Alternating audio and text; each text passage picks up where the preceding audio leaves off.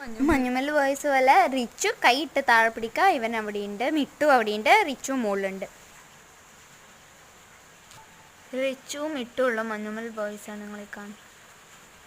താഴെ മിട്ടു ഉണ്ട്.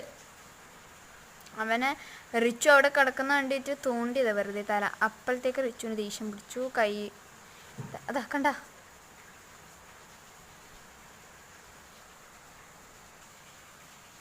ആ സോഫ പഴയതാണ്. അപ്പോൾ അവിടെ നമ്മൾ പൂച്ചേനെ കിടക്കാൻ അവിടെ ഉണ്ട്, അങ്ങനെ കിടന്നതാ.